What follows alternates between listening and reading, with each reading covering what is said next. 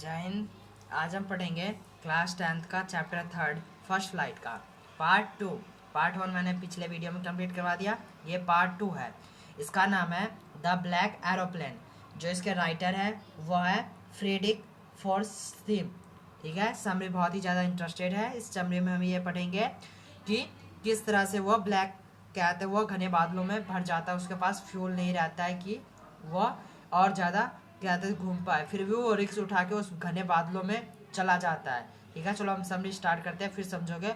बहुत ही ज़्यादा interested summary है। चलो शुरू करते हैं। The another was flying the old Dakota aeroplane. लेखक एक पुराने डकोटा हवाई जहाज में उड़ान भर रहा था। जो लेखक है वो एक पुराना हवाई जहाज था, डकोटा बहुत ज़्यादा पुराना हवाई जहाज था, उसमें वह भर रहा था। He was flying over France back to England. वह पेरिस से इंग्लैंड जा रहा था। It was an easy flight. यह एक आसान उड़ान थी। The stars were shining in the sky. आकाश में तारे चमक रहे थे। There was not a single cloud in the sky. कहीं भी आकाश में कोई बादल नहीं था। Paris was about 150 kilometres behind him. Paris 150 kilometre पीछे रह चुका था। जस्ट दैम ही सा हंग क्लोड्स। अचानक ही उसे आकाश में बादल दिखाई दिए। They looked like black mountain standing in front of him.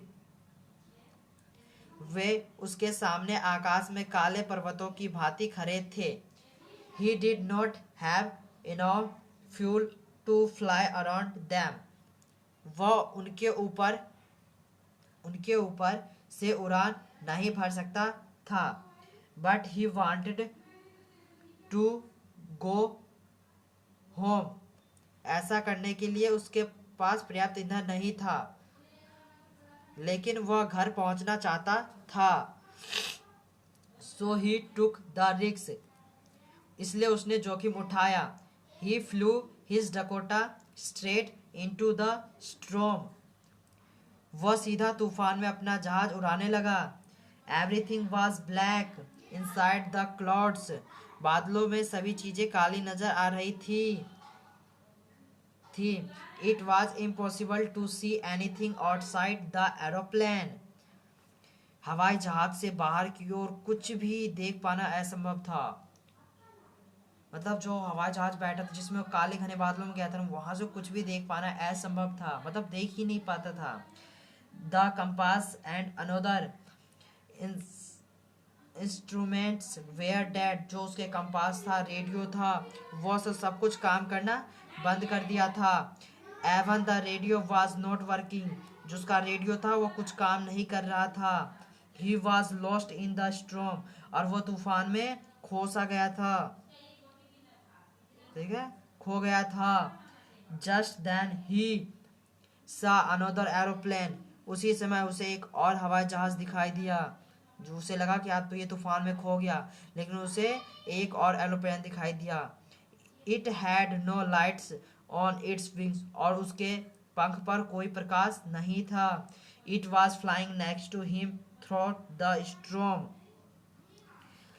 यह तूफान में उसके जहाज के आगे उड़ रहा था। जो तूफान था ना, उस तूफान में वो एरोप्लेन उसके जहाज के ऊपर उड़ रहा था। The pilot of that strange aeroplane waved his hand and asked him to follow. उसे पायलट का चेहरा भी दिखाई दिया जो उसकी ओर मुड़ा हुआ था। उसने अपना हाथ उठाकर इशारा किया और उसे पीछे आने के लिए कहा।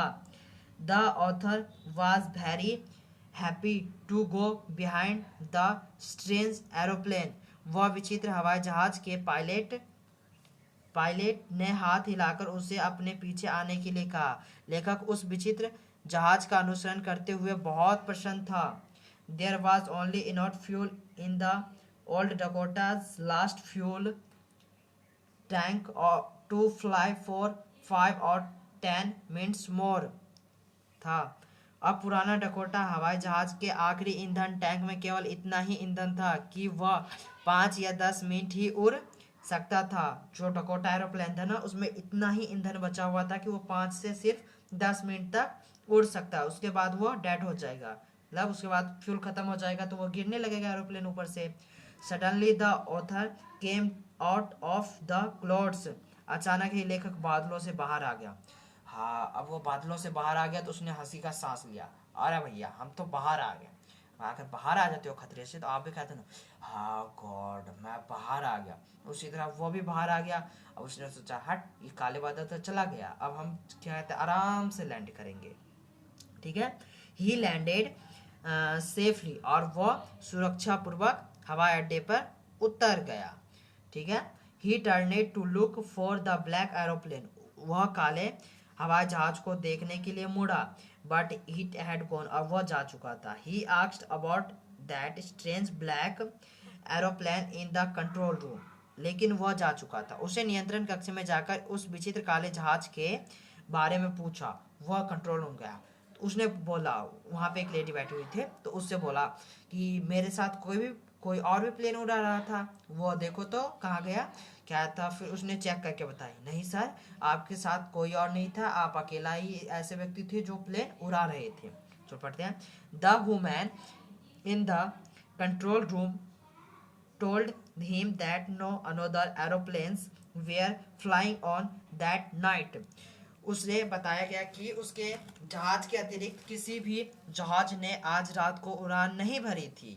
ठीक है, तो उसे भाई लगा कि मैंने तो देखा उसको, वो कह रही है जो कोई कहते भरा नहीं था उड़ान, लेकिन असल में वह उसके मदद करने के लिए आया था। तो इसलिए जब हम कभी फंस जाते हैं तो हमारे भी मदद कोई ना कोई जरूर करता है, लेकिन हमें पता नहीं चलता है।